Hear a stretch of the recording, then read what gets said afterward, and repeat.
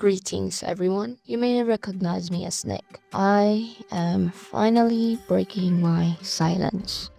For the past few years, I have been grappling with a painful experience involving a content creator with whom I once had a close relationship. SD Animator is a Roblox animator with over 400,000 subscribers, and he appears to run a child-friendly channel. However, I find it troubling that his community is composed of children, yet he engages in questionable behavior. I apologize for breaking our promise, SD, and for bringing this to light. But the situation has deteriorated to a point where I can no longer remain silent or ignore it. I searched YouTube to see if anyone had previously exposed you, but unfortunately, I found nothing. The reason for this will become clear if you watch this video until the end.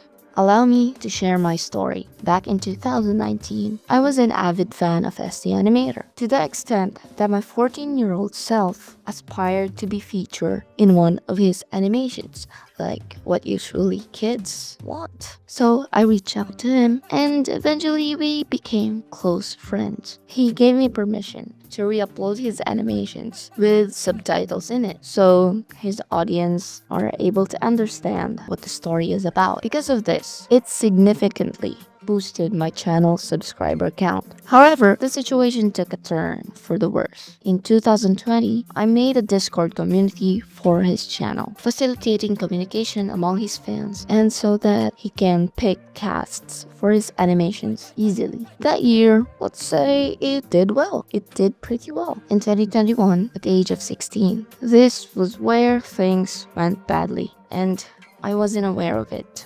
He started sharing private videos featuring his Roblox characters in various scenarios. Let's say 18 plus kind of content for a video. I admit that I found this intriguing at the time, that I recognize now that my lack of proper education contributed to a misunderstanding of the situation. One time, he sent me a private video featuring my character, which is the Fireboy, as some of you may know, and his character in a compromising context. You already know what this is. Unfortunately, I no longer have the video. It was stored on an old Facebook account that I had, but it has been banned on Facebook. The reasons are unknown to me. But in 2022 and 2023, I was preoccupied with school, and we didn't talk that much, but we only talked occasionally. However, in 2024, I decided to rebrand my channel from Grimph to Nick Extras, which you know now.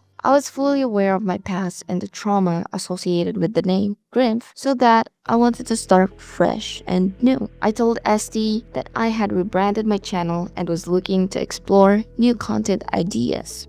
He then asked me if he could use my avatar for his animations, and I agreed, but I made it clear that it couldn't be used for NSFW content. Unfortunately, he went ahead and said my character, which really upset me. When I asked him to take it down, he insisted that it was just between the two of us. I felt powerless since he wouldn't listen. To my dismay, he used my character again, which I suspect was part of his quote-unquote work. On top of that, he was homophobic when I mentioned my girlfriend, despite knowing I was lesbian for years. I reached my limit, and I decided to cut ties with him. But the story doesn't end here. After we lost our connections, I found out he was dating an old friend of mine named Kat, who was 17, while SD is around 27 to 28 years old. My instincts told me to expose him for his behavior towards me, and I wouldn't have considered it if it was just my experience. But I soon discovered there were more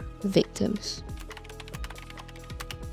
Cezi is a good friend of mine. I recently asked her about her experiences with him. SD created a full video featuring Cezi's character, and at the time, she was only 14. She thought it was cool when he asked for permission to use her avatar, but he was fully aware of her age. He continued making those videos until Cezi eventually stopped talking to him.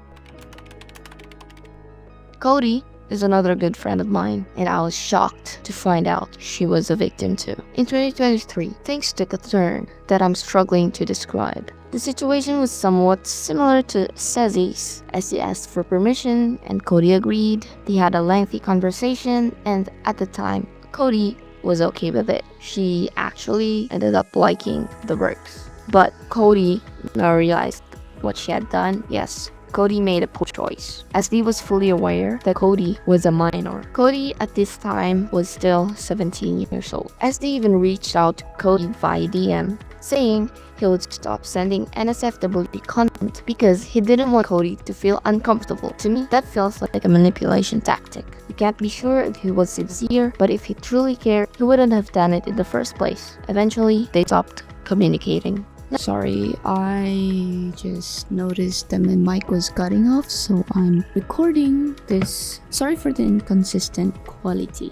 Victim number 4. This person does not want me to reveal her name. Let's just call her Barry. Barry was also a close friend of mine and SD's. She used to be a part of our group.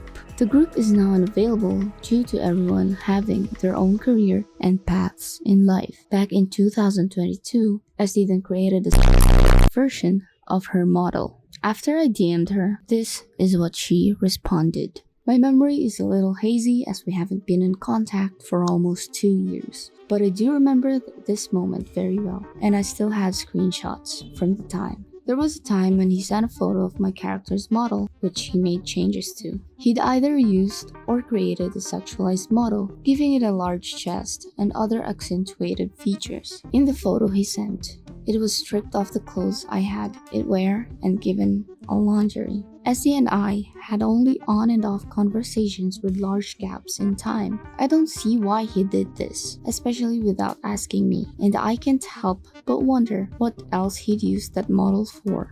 At the time, I didn't care as much and went on with my day, but looking back at the whole thing, it was extremely inappropriate. Especially since he sent me the photo a month after I turned 18, when we've known each other for years. I haven't been engaged in his community for a long time, but when I was younger, it had been so much fun being included in animations. I didn't even think about the position it put him in, and the fact that more people had to deal with this behavior is disgusting. We had a short conversation after this, and after finding out that there were more victims, she said, "I'm just concerned for the other victims as well. It's likely they're younger," which in fact is true. I never thought he'd do stuff like this, and honestly, this hasn't been in my mind until today. I should have mentioned something sooner. Now, let's talk about Kat, who is 18 and SD's girlfriend. She used to be my friend, but things soured between us after she started dating SD when she was 17 years old. I didn't want to be associated with someone I consider a child.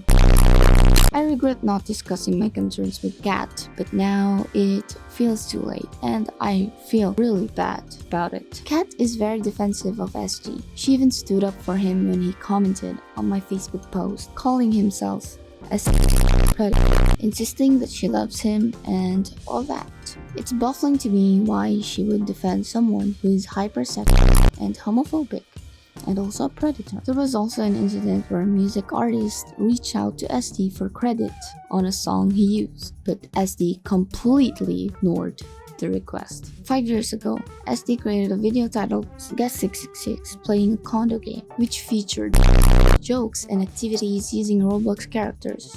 In this particular scene, Guest 666 is seen with his wiener extend to push off a girl off a house. A few months back, he released another video where Guest 666 is seen holding a Pringle can with something inappropriate on it, which I assume is a DIY stuff that you put in your wiener when you beat it up. I'm not sure what it's called, and I'm sorry for that. And during this 2020 to 2023 era, SD used to put fan arts on his animations and not crediting the artists. Now, here are some statements from others in the community. Feel free to pause and read them. I'm just exhausted from talking.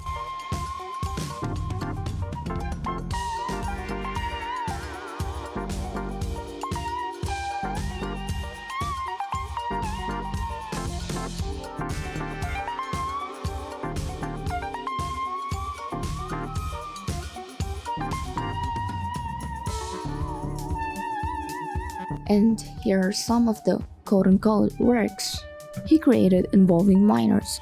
I'm gonna censor most of this stuff because YouTube will probably take it down if I don't.